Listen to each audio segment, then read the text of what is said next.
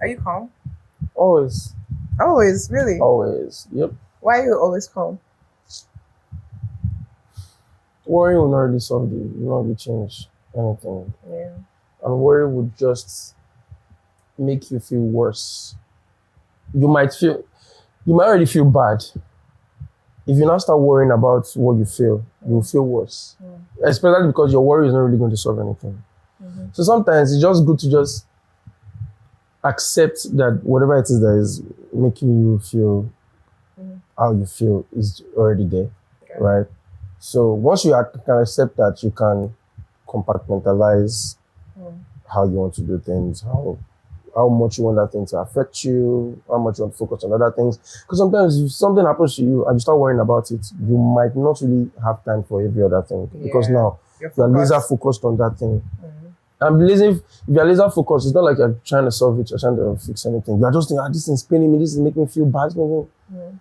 But over time, maybe because of the amount of responsibilities that I've had to take from myself and like in relation to my family over the last couple of years, I've realized that because I have so many things I have to be doing at the same time, focusing too much on something that is not really making me feel good has sort of like affected my input towards every other thing. So I just started like, just relax. Whatever that thing is, it's going to go two ways. It's that it can be solved eventually, or it can't be solved, right? Worrying about it the decision that you're going to make about that particular thing, you will still make it, regardless. Worrying will just make you, Fancy. Yeah. And you don't need so.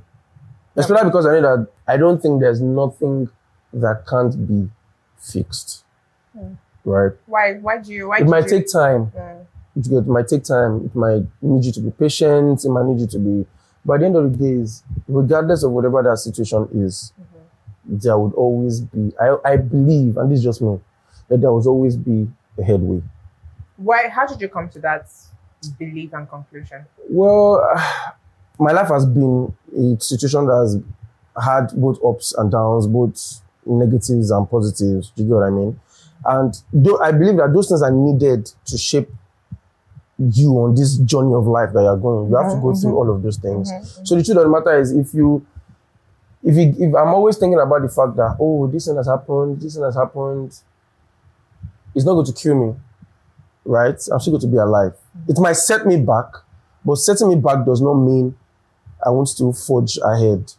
You might take steps back, but you are still, the truth of the matter is you are still moving ahead. You are still moving, irrespective of the fact that you have to go back.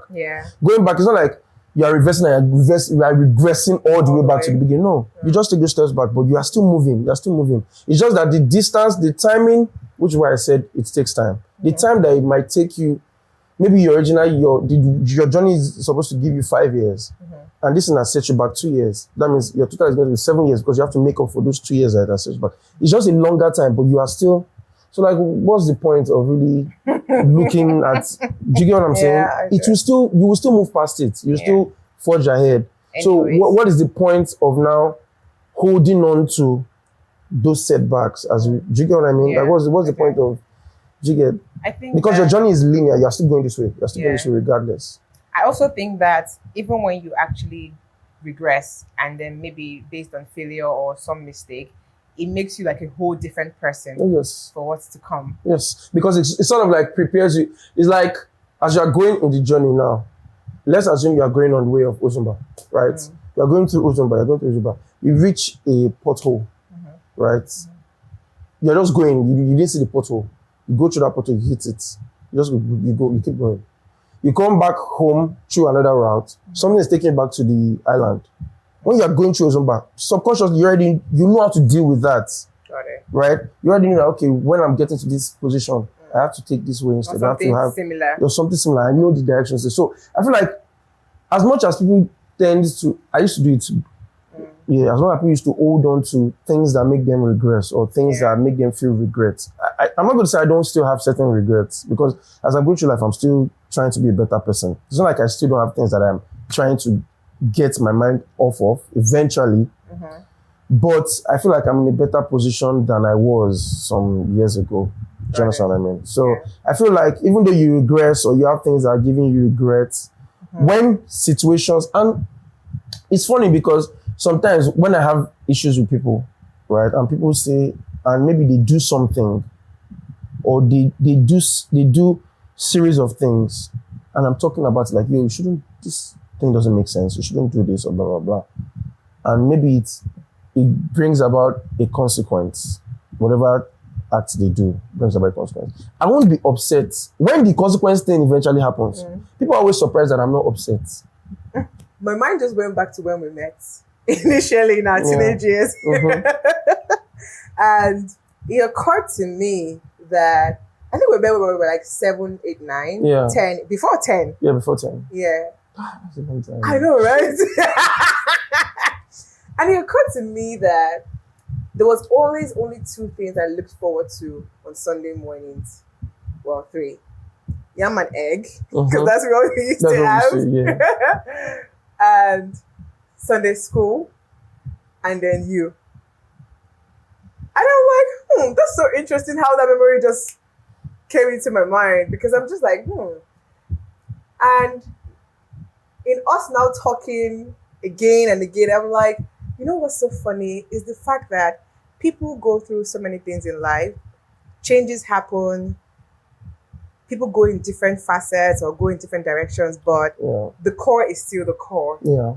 It was it's been such a fascinating thing to me with my friends, especially the people I've been reconnecting with. I'm like, it's so beautiful how people never really, like, no, people change, but the core of who they are never change, because talking to you again is just taking me back to when we were younger, and how we would always, like, I think it was like a you and me thing during Sunday school, because we just really like connected, and we always talked. And this is like what, almost 30 years later, like it's more than 20 years later, and I'm like, I still feel the same way I felt as a child.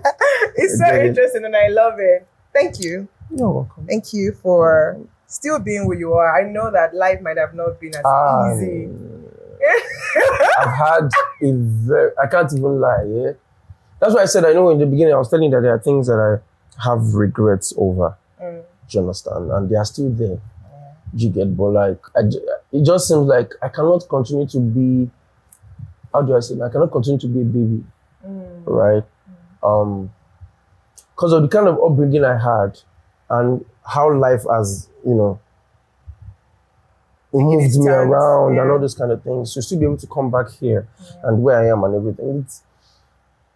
I'm still learning, to be honest. I always, when people ask me, how are you and something, I don't even tell them I'm fine. I just say I'm living and learning, because the matter is I'm still alive, I'm still going through everything, but I'm constantly learning. Like, it's just it's like the motto that I move around with now. I'm living and I'm learning. I'm living and I'm learning, because I've had so many experiences over the years that has always been like a lesson. And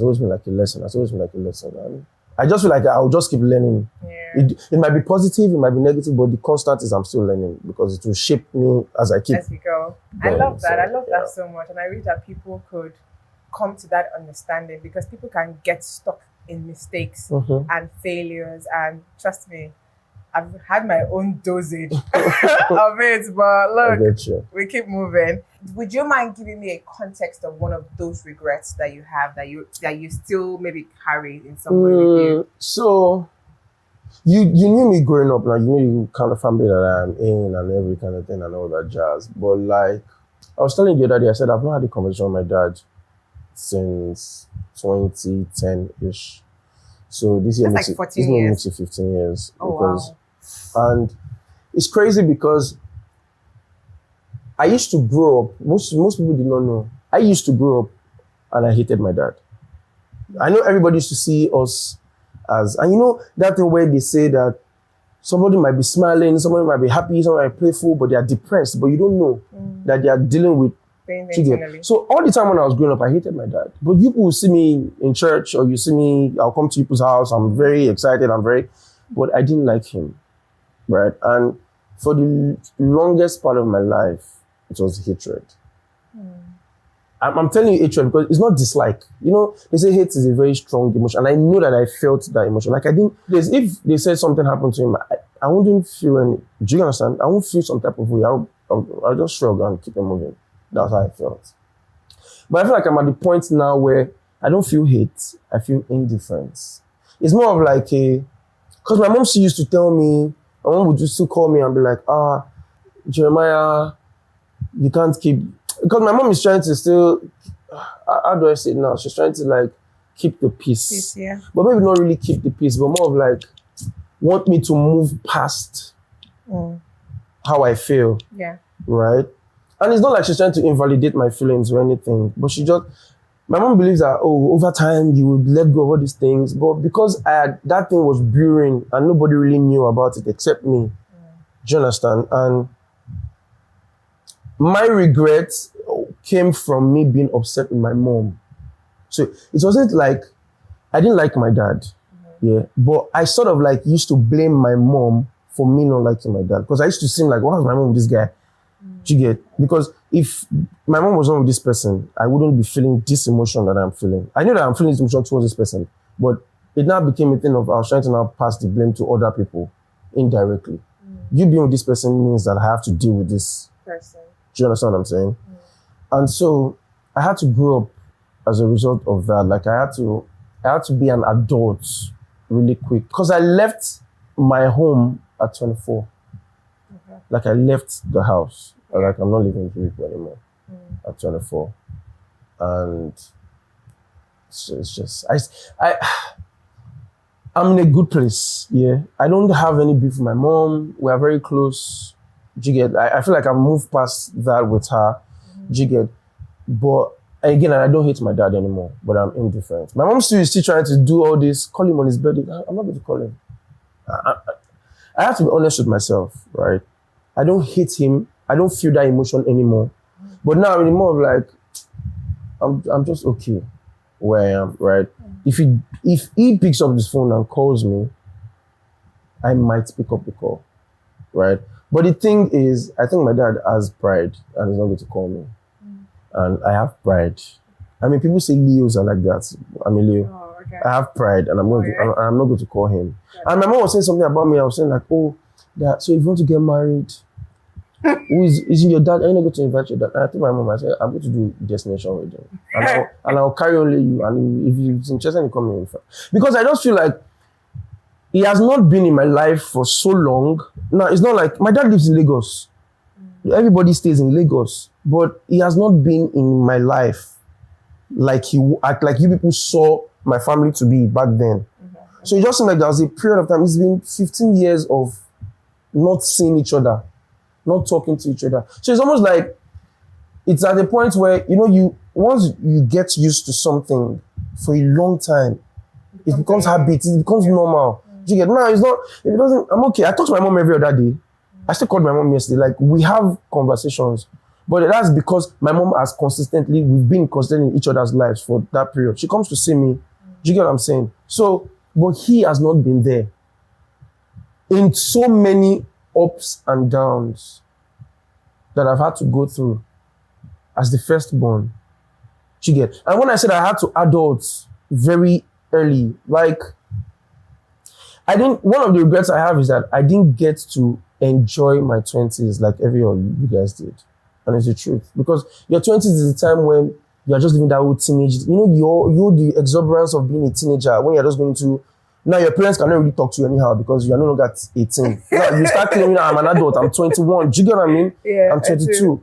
And then all of those things, I did not get to experience them the way everybody did, the way everybody go to clubs, or the way everybody drinks alcohol. Like, I'm in my 30s, I don't drink alcohol.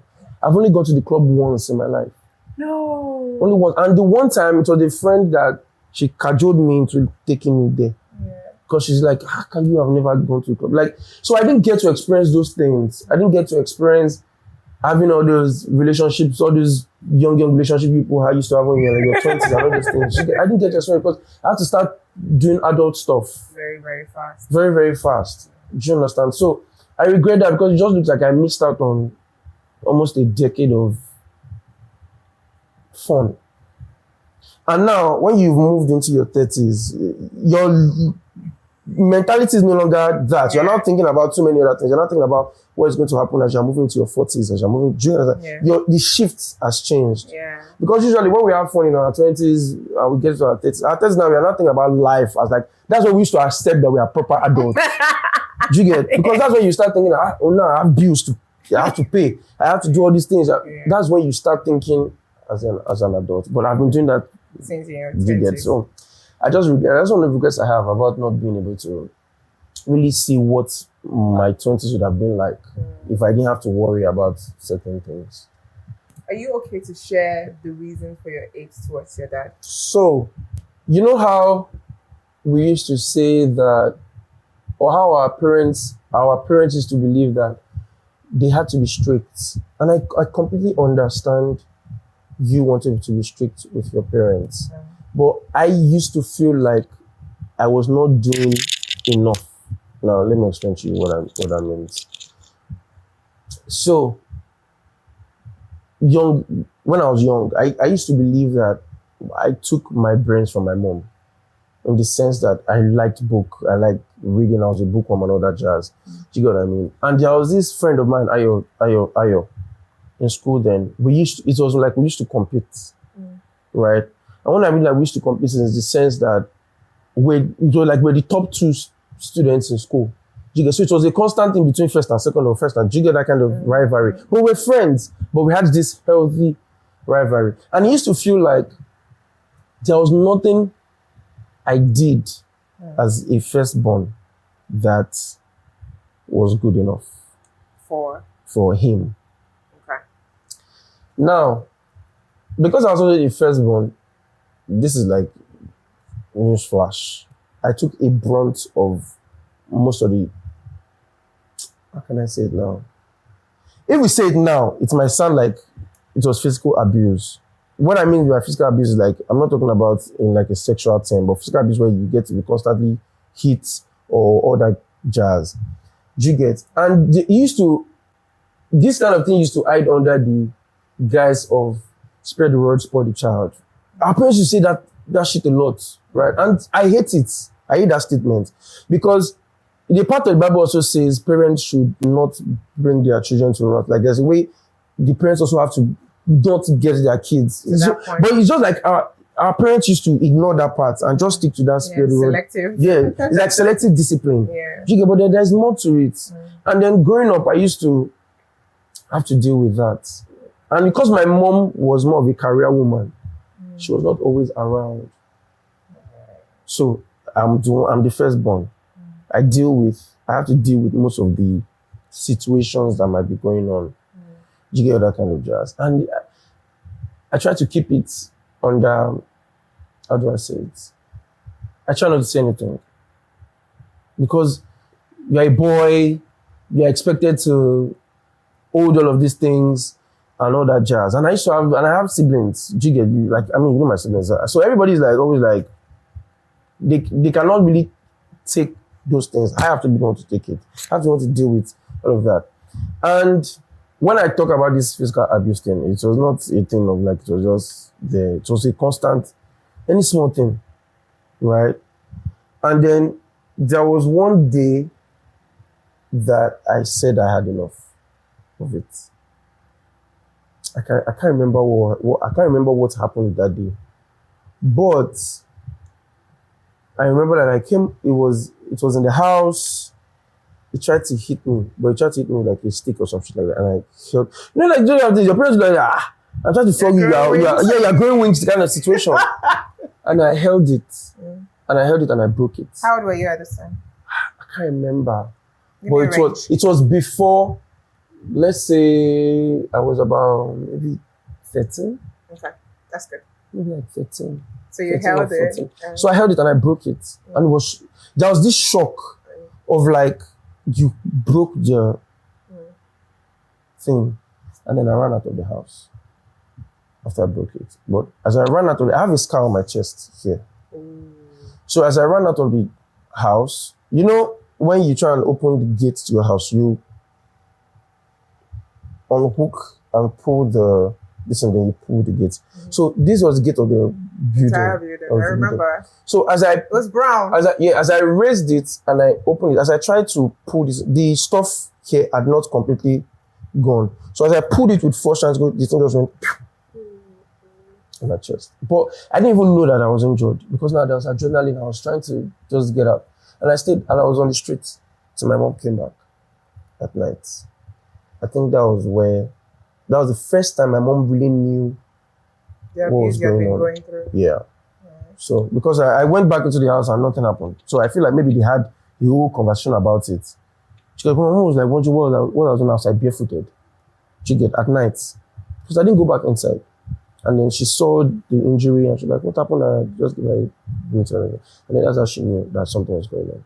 And this is my mom that when we leave school, the driver will come and pick us from school, take us to our office for lunch. So she didn't really, and they take us from lunch back home. So because she was very, she made sure that she took care of us, that we were very comfortable, but at the same time, work, yeah.